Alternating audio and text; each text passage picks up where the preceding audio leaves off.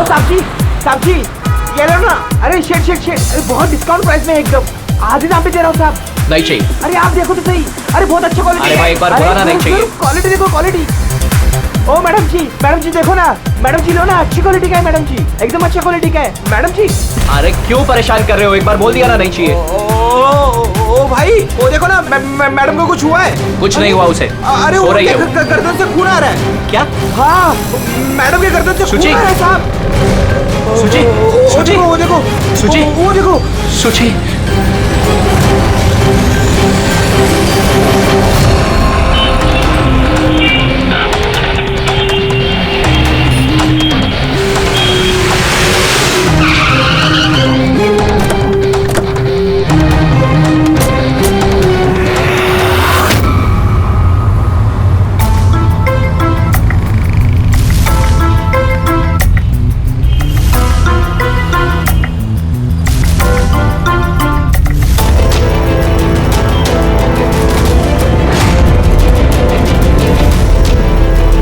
काफी खून बह चुका है, लगता है गोली काफी देर पहले चली थी।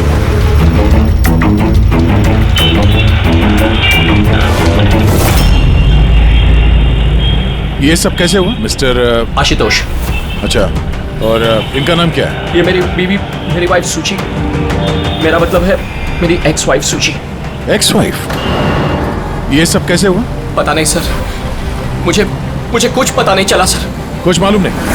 तुम्हारी एक्स वाइफ तुम्हारे बगल वाली सीट पे बैठी थी, उस पर गोली चली और तुम्हें कुछ मालूम नहीं? कैसे हो सकता है? मेरा आशु कभी झूठ नहीं बोलता। अगर वो कह रहा है कि उसे पता नहीं चला तो आई एम श्योर उसे पता नहीं चला होगा। आप? जी मैं मेहिका, इनकी प्रेजेंट वाइफ। मिस्टर आशुतोष, जब सुची को गोली लगी और पिछली सीट का शीशा टूटा तो आवाज तो आई होगी, और आप कह रहे हैं आपको कुछ मालूम नहीं पड़ा? कैसे? दरअसल गाड़ी में म्यूजिक तेज चल रहा था और सुची सो रही थी सर। मुझे कुछ पता नहीं चला। वो बंदा कुछ सामान बेचने आया, उसने जब मुझे बताया तब मुझे पता चला कि सुची। गाड़ी में म्यूजिक चल रहा था और सूची सो रही थी। कमाल है, अक्सर लोगों की नींद जरा से आहट से खुल जाती है और इतने लाउड म्यूजिक में सूची सो रही थी। सर आपकी बात से पता चल रहा है कि आप मुझ पर शक कर रहे हैं। सर मैं ऐसा क्यों करूंगा? सुची और मेरा डिवोर्स जरूर हुआ था, लेकिन हम बहुत अच्छे दोस्त थे, हमारे अच्छे ताल्लुकात थे। अब दिनेश से पूछ लीजिए प्लीज। दिनेश? सर मैं सुची का भाई।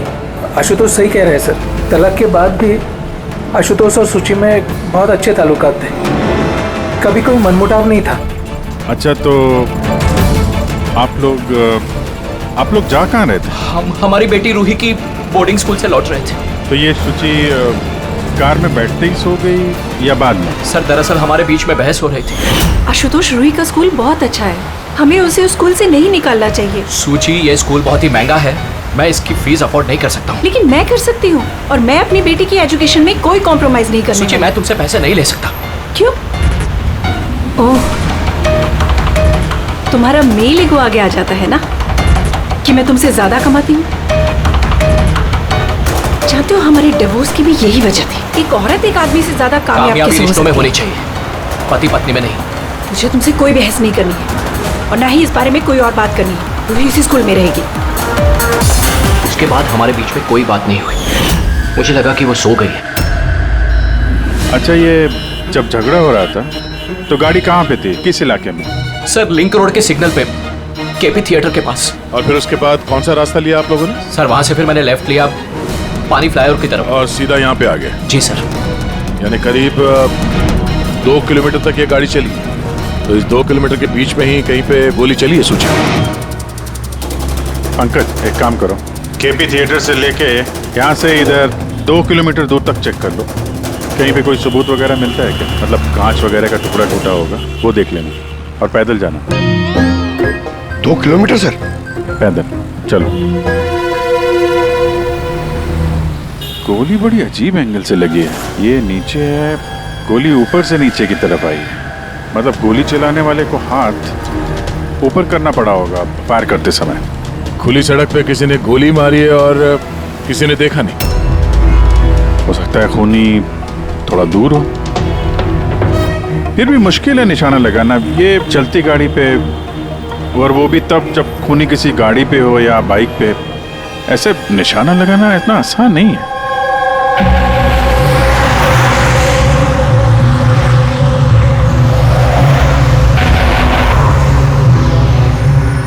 रास्ते में कहीं पे गाड़ी रोकी थी तुमने? सिग्नल पे रोकी थी सर, बस और कहीं नहीं। अगर सिग्नल पे किसी ने गोली चलाई हो या फिर कहीं और से भी गोली चलाई हो तो वो निशाना लगाने के लिए वक्त तो लगेगा। तो किसी ने गोली मारते हुए किसी को देखा कैसे नहीं? हेलो, हाँ सर, ठीक है सर, हम लोग पहुंच रहे हैं। क्या हुआ? एसीपी साहब का फोन था, एक और लाश मिली है कामरे ब्रिज के नीचे।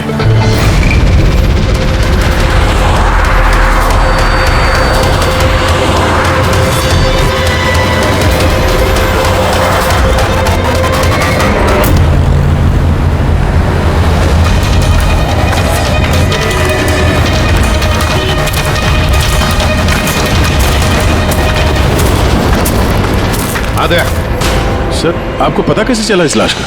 लोकल पुलिस को आसपास के लोगों ने कंप्लेंट दी थी। 2 घंटे पहले लाश मिली है।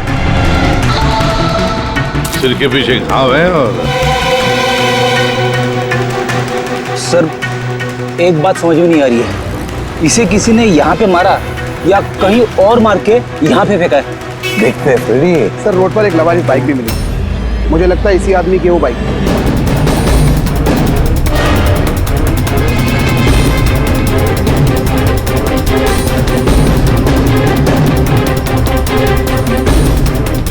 Skid mark. सर ऐसा लगता है ये आदमी बाइक पे जा रहा होगा, किसी ने पीछे से गोली मार दी, डिसबैलेंस हो गया, गाड़ी बाइक स्किड होके किसी चीज से यहाँ पे टकराई होगी और उसकी बॉडी यहाँ नीचे गिर गई। सर पे चोट उसी वक्त लग गया होगा।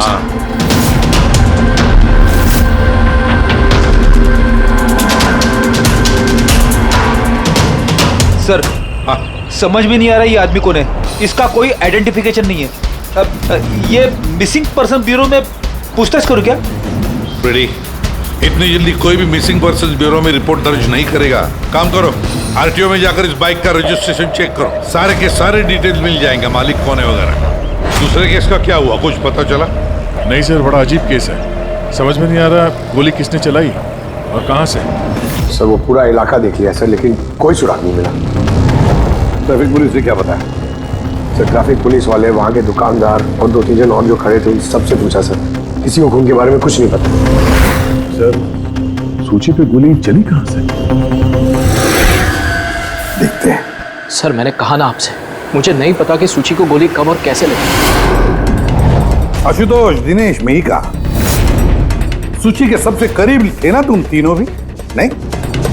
तो फिर अब बताओ, सूची की मौत से तुम तीनों में से किसका फायदा होने वाला था? क्या मतलब? सर हम सूची को क्यों मारना चाहेंगे? सर मेरी सगी बहन थी, सगी बहन, मैं अपनी बहन को क्यों मारूंगा सर? करोड़ों रुपयों के लिए। और क्या? करोड़ों रुपयों के लिए। मुझे क्या फायदा हो सकता था? मेरा और सूची का तो ऑलरेडी डिवोर्स हो चुका था। हो सकता है डिवोर्स ही वो वजह हो। डिवोर्स के बाद भी मैं और सूची बहुत अच्छे दोस्त थे, दोस्त की तरह बर्ताव करते थे। ये भी तो हो सकता है ना कि तुम्हारी अपनी पहली बीवी के साथ जो दोस्ती थी वो शायद तुम्हारी दूसरी बीवी को पसंद ना आई हो। सर आप ये कैसी बातें कर रहे हैं? मुझे इनकी दोस्ती से क्या प्रॉब्लम होगी? मुझे इनकी दोस्ती से कोई प्रॉब्लम नहीं थी, मैं बिल्कुल भी इनसिक्योर टाइप की लड़की नहीं हूँ। अगर सूची की हत्या तुम तीनों में से किसी ने नहीं की तो फिर किसने मारा सूची को? किसने मारा?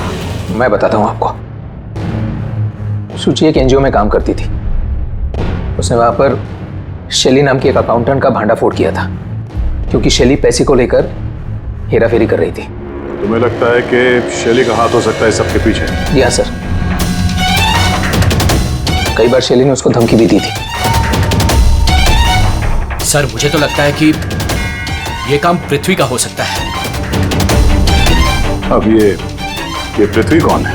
बड़ा ही बदतमीज किस्म का इंसान है, रोमियो टाइप। सूची ने पुलिस में कंप्लेन भी की थी उसके खिलाफ, कुछ दिन के लिए जेल भी गया था।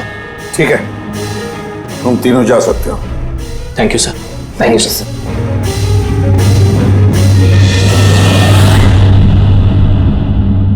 सर, ये तीनों गड़बड़ लग रहे हैं। इन तीनों पर कड़ी नजर रखो। उदय, तो शैली और पृथ्वी दोनों को ब्यूरो बुला लेते हैं। सर, आरटीओ से बाइक के मालिक का पता चल गया। सर, पृथ्वी और शैली का फोन अनरीचेबल आ रहा है, तो मैंने फ्रेडी से कहा है उनकी मोबाइल फोन को ट्रेस करने के लिए। ये तो हमारा डिलीवरी बॉय विवेक है। सर, हमारी बाइक ज्यादातर यही चलाता था। सर, इससे किसने मार दिया? वही पता करने की कोशिश कर रहे हैं। अच्छा, इस विवेक की किसी के साथ कोई दुश्मनी थी क्या? नहीं सर, ये तो बहुत ही सीधा साधा शरीफ लड़का था। कब से काम कर रहा था वो यहाँ पे? पिछले 1 महीने से राजस्थान से आया था। सर, बहुत मेहनती था। सर, ये तो यहाँ शहर में किसी को जानता भी नहीं था। ये कहाँ जा रहा था डिलीवरी करने? कहीं नहीं सर। सर, छुट्टी थी आज उसकी, इसलिए मेरी बाइक लेकर घूमने के लिए गया था। अच्छा, उसका घर का एड्रेस दे सकते हैं जरा? सर, उसका घर का एड्रेस नहीं है, वो यहीं शॉप में सोता था। उसका सामान वगैरह कुछ? सर, ये उसका एक बक्सा है। ये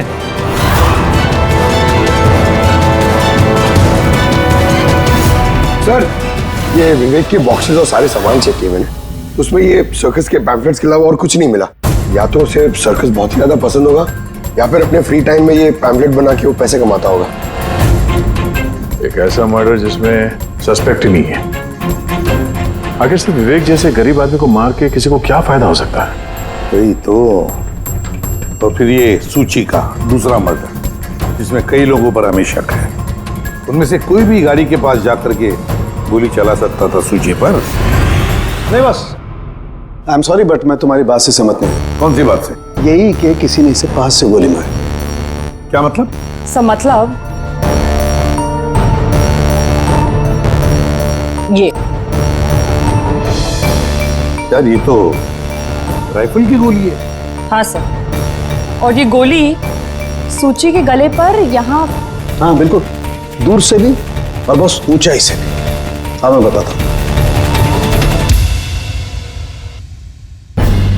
ये देखो बस, 50 डिग्री एंगल से सूची को गोली लगी है। गोली यहाँ से आई, उसने कार की खिड़की का शीशा तोड़ा और उसकी गर्दन में आकर के लगी। ये गोली जिस एंगल से आई है सर, कितनी दूर से चली होगी गोली का? लगभग 70 फीट की ऊंचाई से। किसी बिल्डिंग से गोली चलाई है। स्नाइपर तैयार बैठा था बिल्डिंग के ऊपर गोली चलाने के लिए। काम करो, जरा इस एरिया का मैप निकालो। तो गोली गाड़ी के बाई तरफ से आई थी, और बाई तरफ तकरीबन बहुत सारे ये बिल्डिंग्स और हाई राइज टावर्स है सर। तो जिस जगह पे उन दोनों का झगड़ा हुआ, वहां से लेके सूची की लाश जहां पे मिली, उसके बीच में तकरीबन 15 से 20 टावर्स है। इन्हीं में से किसी एक बिल्डिंग से गोली चली होगी।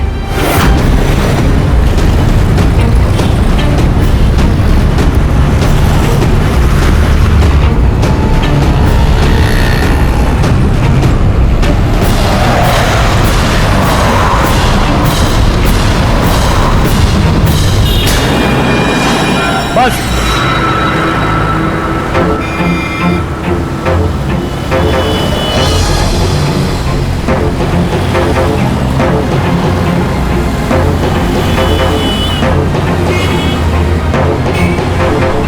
ये अभिजीत सर के हाथ में क्या है? मार्क है फ्रेडी, ठीक उसी हाइट पे जिस हाइट पे सूची पे गोली लगी थी।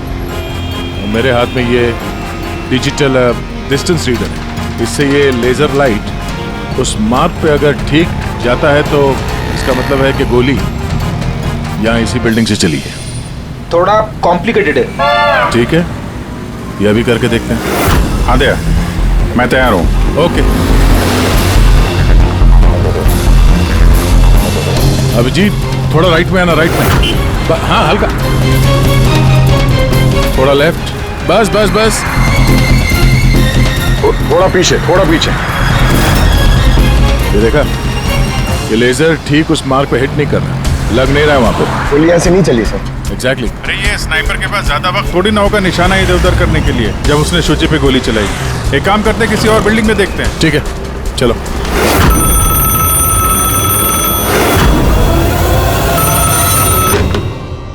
हेलो। हाँ हेलो, क्या ये फैंटेसी सर्कस जयपुर राजस्थान का ऑफिस है? जी हाँ, बोलिए। देखिए, मैं मुंबई सीआईडी से एसीपी प्रद्युमन बोल रहा हूँ। क्या आपके यहाँ कोई विवेक काम करता था? हाँ हाँ, जानता हूँ विवेक को। वो इसी सर्कस में काम करता था। क्या हो गया? क्या काम करता था वो, कुछ बता सकते हैं? देखिए साहब, अगर सारा दिन आपसे फोन पे लगा रहूंगा ना तो मेरा शो कैंसिल हो जाएगा। मैं आपकी बात अपने मालिक को बोलता हूँ, वो आपको कॉल करेंगे, समझे? हेलो,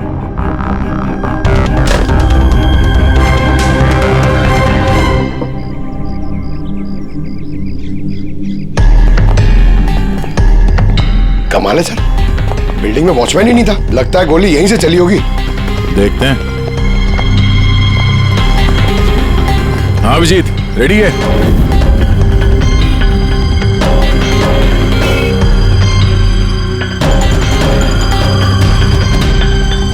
नहीं अभिजीत, यहां से निशाना कुछ ठीक से लग नहीं रहा। थोड़ा राइट में आना, राइट में, और थोड़ा। हाँ, परफेक्ट परफेक्ट। यहां पे लग गया निशाना। इसका मतलब शुचि यहाँ पे थी जब उसको गोली लगी।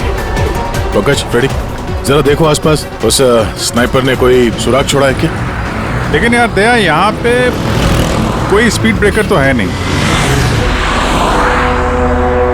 ऐसा कौन सा स्नाइपर था जो वहाँ बिल्डिंग पे बैठ के इतनी तेज चलती हुई गाड़ी पे ऐसा निशाना लगा है जो शुचि की गर्दन पे जाके लगे? हाँ, ये बात तो है। आशुतोष, जब तुम्हारी गाड़ी ये यहाँ पर थी जी, तभी किसी वजह से तुम्हारी गाड़ी को स्लो करना पड़ा हो या फिर रोकना पड़ा हो, कुछ याद है? हाँ सर, मैं जब ड्राइव कर रहा था तो गाड़ी के आगे एक भिखारी आया था। मुझे ब्रेक मारनी पड़ी थी। भिखारी? हाँ, क्या हुआ? इस तरफ कुछ भी नहीं है। कुछ भी नहीं? वहां भी कुछ नहीं है सर। ये भिखारी दिखने में कैसा था? सर, उसके एक हाथ में बैसाखी थी, लाल रंग का पोटला, गले में गमछा और शायद आधा गंजा था। अभिजीत, इस फ्लाईओवर के नीचे बहुत भिखारी बैठे हुए होते हैं, उन्हीं में से कोई एक होगा। मैंने सुना जो आशुतोष ने बताया भिखारी के बारे में। मैं यहाँ नीचे जाके देखता हूँ। कौन हो तुम लोग? इससे पूछ के यहाँ पे आए? तुम यहाँ के वॉचमैन हो? ड्यूटी पे क्यों नहीं थे? मेरी मर्जी। और तुम कौन होते हो मुझे ड्यूटी सिखाने वाले? सीआईडी। सीआईडी? जाते हो, तुम्हारे वजह से यहाँ पे एक औरत का खून हो गया। मेरी वजह से खून? किसी ने यहाँ छत से नीचे एक औरत पे गोली मारी। क्या जानते हो उसके बारे में?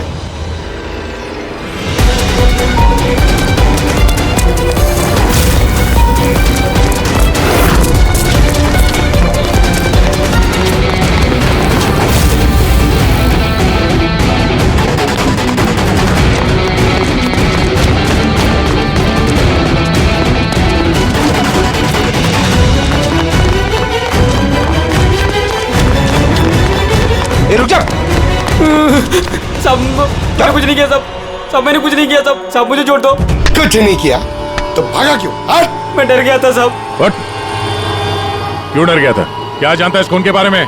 साहब, मैंने पैसे लिए थे लेकिन उसने ये नहीं बताया था कि वो किसी का खून करने वाला है साहब। कौन था वो आदमी? पहले कभी देखा नहीं साहब। उसने बोला कि वो बिल्डिंग के छत पे अपनी गर्लफ्रेंड को प्रपोज करने वाला है साहब। उसने 2 घंटे को 15,000 रुपए दिए थे साहब। मैंने तो इतने 1 महीने में भी नहीं कमाए साहब। उसने हेलमेट पहन रखा था और चश्मा लगाया हुआ था।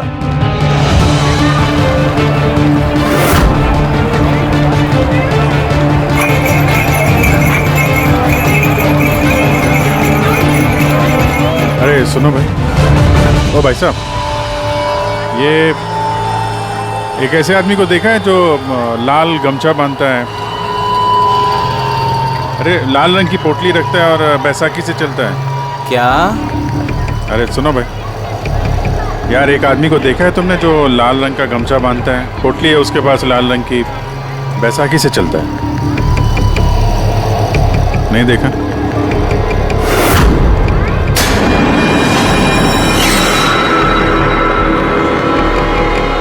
अरे सुनना जरा। अरे सुनो भाई, बात करनी है यार।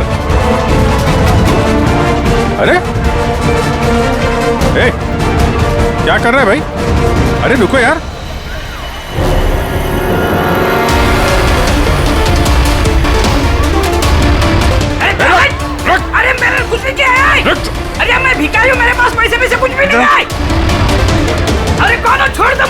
अपाहिज होने का नाटक कर रहा है? तुझे मालूम है बिना पैर के आदमी कैसे जीता है? अरे कौन हो तुम? क्या चाहते हो? मेरे पास पैसे नहीं से नहीं, मैं रास्ते का भिखारी नहीं बन के जीता। तो जानबूझ के उस लाल वाली गाड़ी के नीचे गिरा था ना?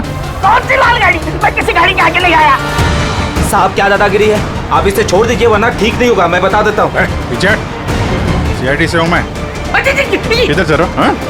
शराफत से बता दे, वरना मैं अपने पे आ गया तो बहुत भारी पड़ेगा। नहीं साहब, आप पक्का CID से तो बताता हूँ। वो एक आदमी ने मुझे पैसा दिया था ये सब करने के लिए, और उसने कहा था कि जैसे ही लाल गाड़ी आती है तुम उसके आगे गिर जाना। तो मैं गिर गया साहब।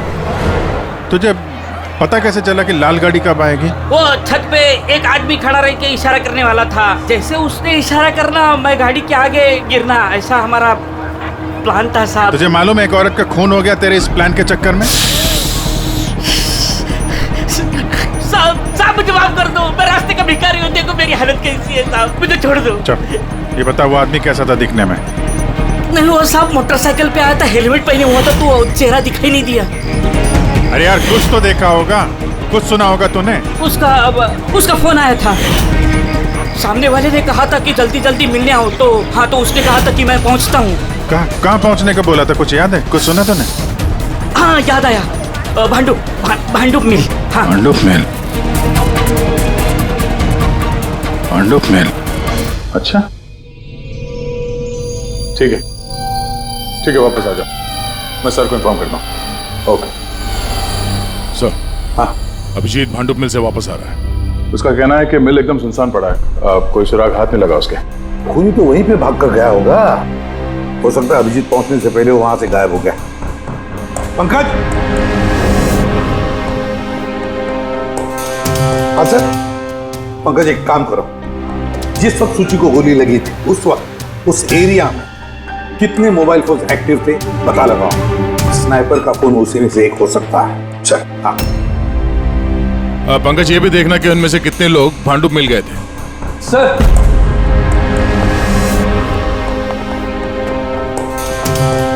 सर ये शैली है, NGO अकाउंटेंट।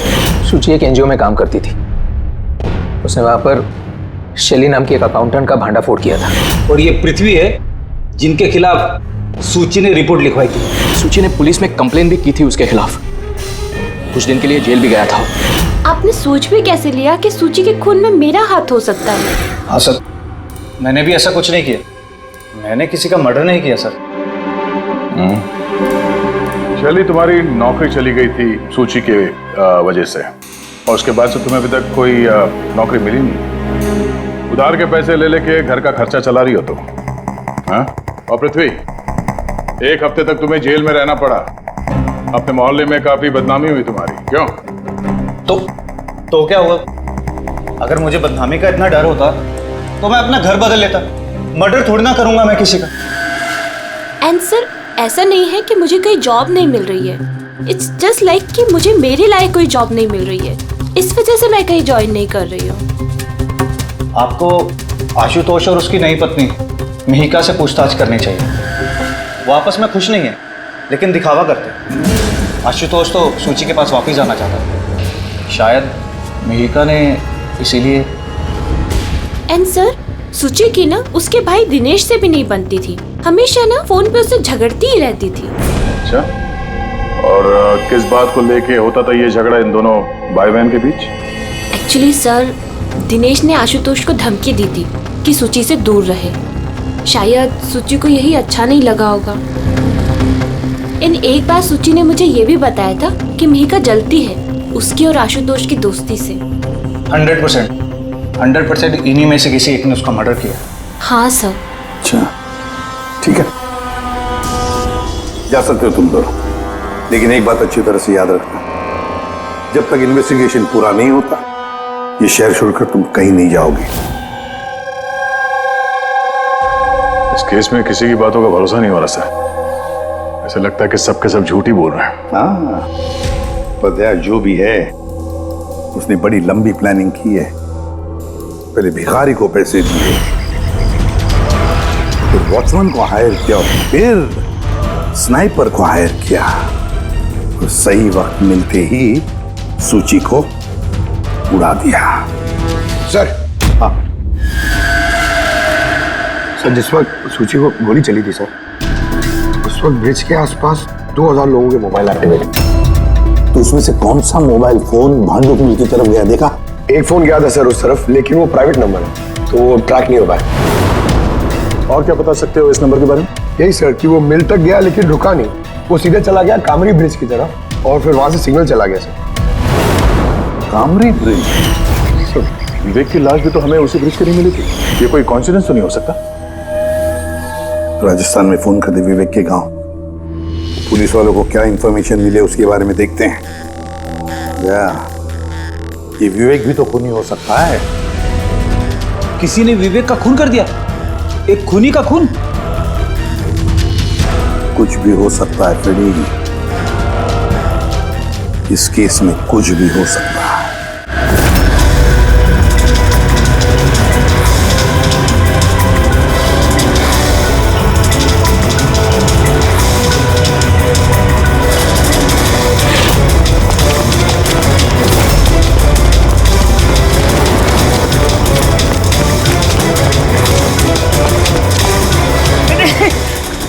अबे बार बार भागता क्यों है?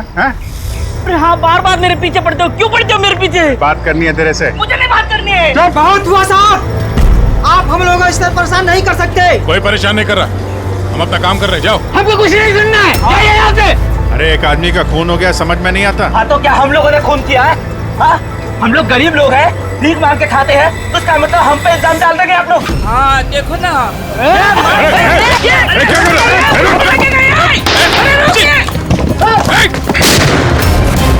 अभिजीत, तो ठीक हो? थोड़ा सा। ओह नो, पत्थर लग गया है। क्या किया तुम लोगों ने? हाँ? ये देख, ये इसने पैसे दिए थे तुम्हें? इसका भी खून हो गया? हाँ मर गया ये, ध्यान से देख। क्या ये वही आदमी है जिसने तुझे बोला था कार के आगे गिरने के लिए? जरा जूम करो।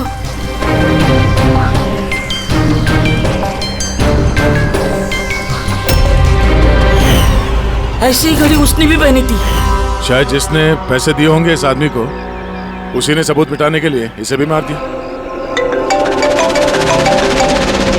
हाँ पंकज। हाँ अच्छा, ओह ठीक है ठीक है, okay okay thank you. Pankaj का फोन था, बता रहा था कि विवेक राजस्थान में किसी सर्कस में काम कर रहा था, निशानेबाज था।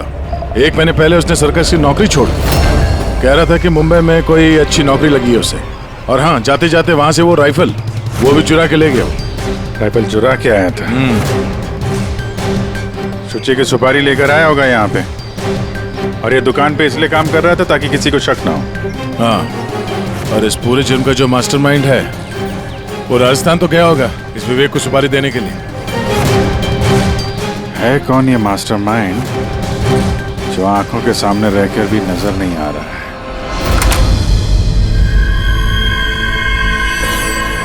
अरे मिस्टर आशु।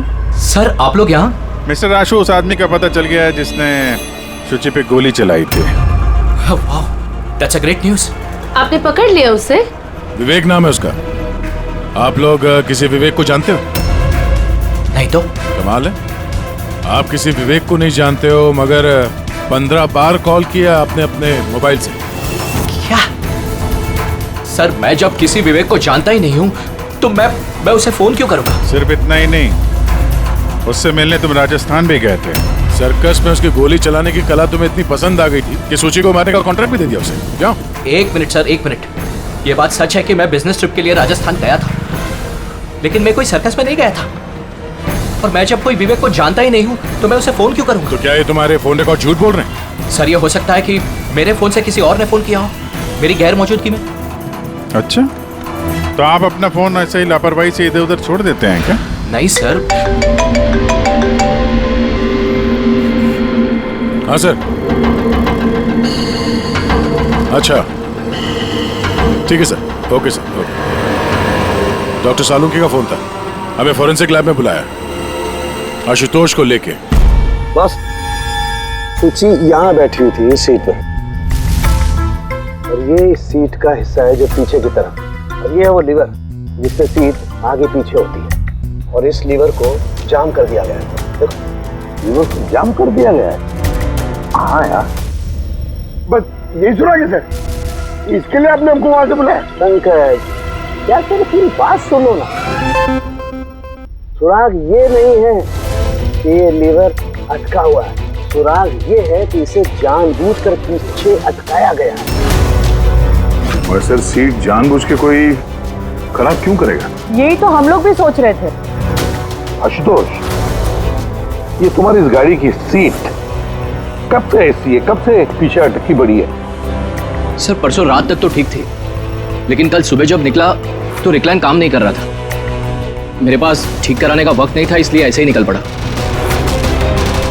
सालून साहब, सीट खराब होने का इस केस से क्या लेना देना? लेना देना है फ्रेडी, और लेना देना यह है कि खूनी चाहता था कि सीट पीछे अटकी रहे ताकि सूची की पोजीशन ऐसे रहे पीछे की तरफ। सर, अगर वो आगे बैठती या पीछे बैठती तो उससे खूनी को क्या फर्क पड़ता?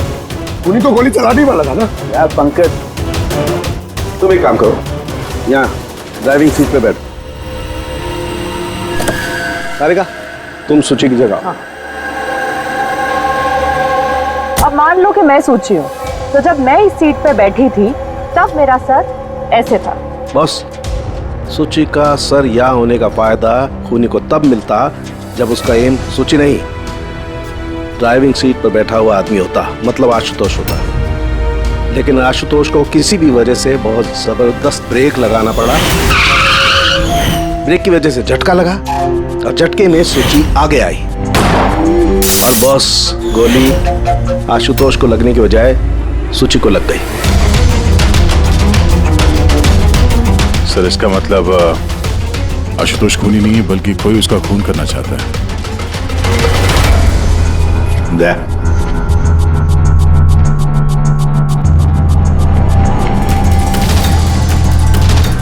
आशुतोष जी सर। सर एक बात बताओ, तुम्हारा कोई दुश्मन है? कोई ऐसा दुश्मन जो तुम्हारी जान लेना चाहता है? याद करके बताओ, सोचो। नहीं सर, मेरी किसी से कोई दुश्मनी नहीं है। नहीं, कैसे आशुतोष, कोई तो होना चाहिए जिसने उतनी प्लानिंग की है तुम्हारी जान लेने की, सीट को भी जाम कर दिया। नहीं सर, ये हो ही नहीं सकता, क्योंकि ये गाड़ी की एक ही चाबी है और वो चाबी हमेशा मेरे पास ही रहती है। मुझे तो खुद समझ में नहीं आता सर कि ये सब क्या हो रहा है। कोई बात नहीं आशुतोष, वो जो कोई भी है हम पता करने की कोशिश करेंगे कि कौन है वो जो तुम्हें मारना चाहता है। ठीक है, चलो चलते हैं, आ जाओ। जी सर। सर, हमने आशुतोष को जाने क्यों दिया? अगर खूनी ने फिर से हमला कर दिया तो? देखते रहना पंकज, अब हम आशुतोष की हर मूवमेंट को ट्रैक करेंगे, हर बात हमें सुनाई पड़ेगी। सर, वो किसे? दया ने ट्रांसमीटर बग जो लगाया है।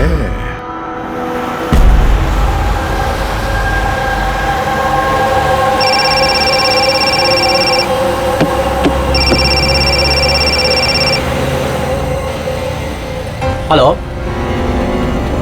हाँ बोलो। अच्छा, तो आ जाओ घर पे। वहां पर वो जगह तो बंद है ना? ठीक है, आता हूं।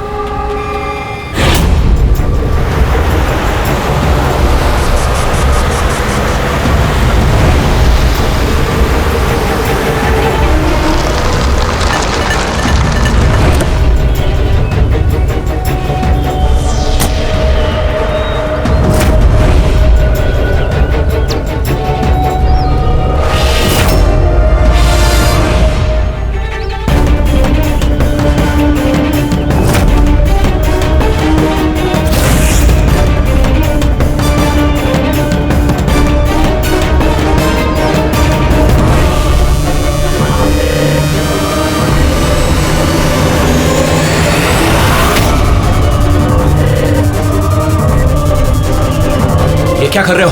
गन? माय गॉड, गोलियों की आवाज है। जल्दी चलो, कहीं और एक खून ना हो जाए। सर बस पहुंच ही रहे हैं हम लोग। सर हमारा ये वाला जो सस्पेक्ट है सर, अभी अभी खबर आई कि ये भी राजस्थान गया था आशुतोष का पीछा करते करते। ये तो आशुतोष के बिल्कुल करीब था।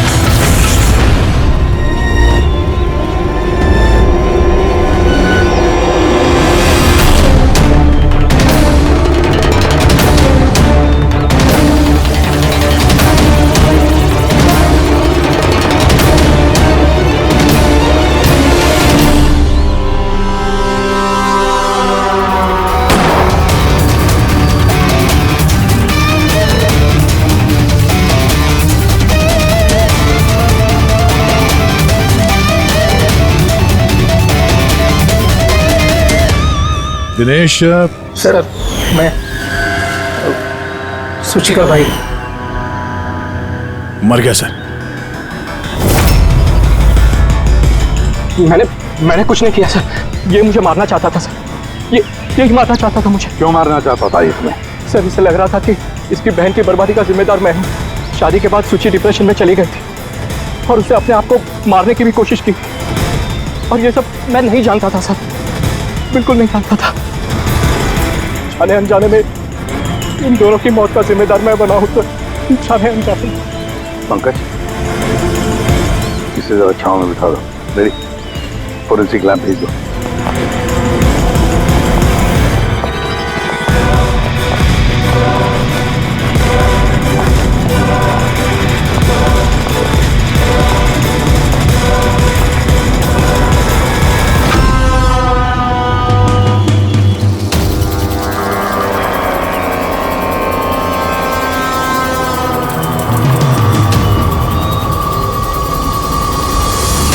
कहानी में नया ट्विस्ट।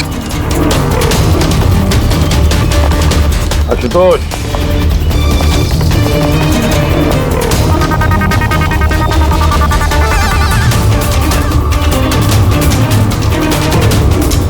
जानते हो क्या है ये?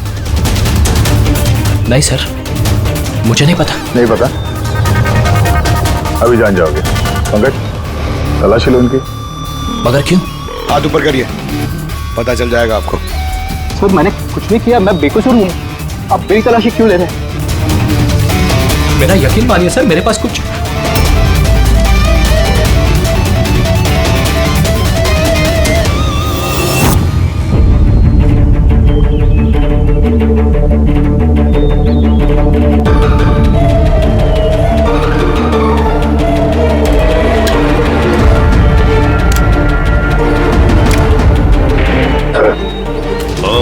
Rubber bullets. मुझे नहीं पता सर, इससे क्या साबित होता है? क्या साबित होता है? हा? तुमने इस गन से दिनेश का खून किया, असली बुलेट से। हा? तो फिर ये गन कैसे आई तुम्हारे पास, और वो नकली रबर बुलेट कैसे फायर हुआ और कब?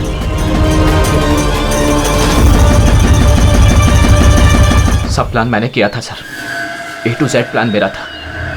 सूची की मौत, दिनेश की मौत, और वो प्लान भी यही था कि आप लोगों को यही लगे कि सूची की मौत गलती से हुई थी, बल्कि असली टारगेट मैं था, और आप लोगों का शक दिनेश पर जाए।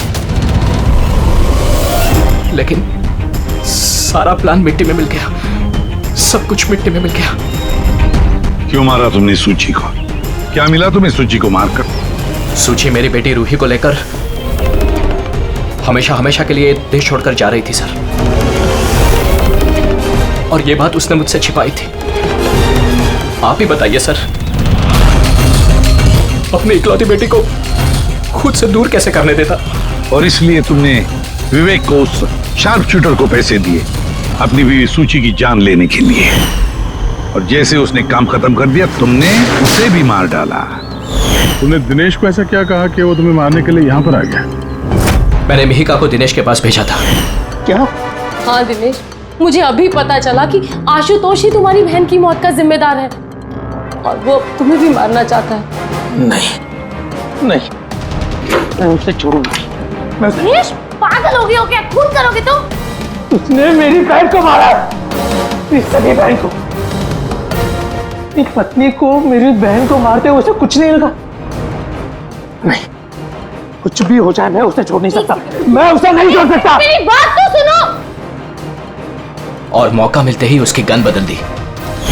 जो गोलियां दिनेश तुम पर चला रहा था वो नकली थी? हाँ, लड़ाई के दौरान मैंने गन बदल दी थी ताकि आप लोगों को लगे कि आत्मरक्षा के लिए मैंने दिनेश को मारा है और आप लोगों के सामने मैं बेगुनाह दिखूं। क्या छोड़ा तुमने अपनी बच्ची के लिए? ना मां ना बाप।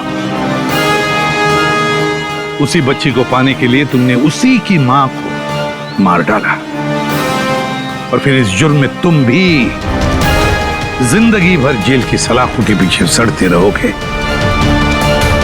बताओ आशुतोष, क्या मिला तुम्हें अपनी बच्ची को इस तरह से अनाथ करके? क्या मिला?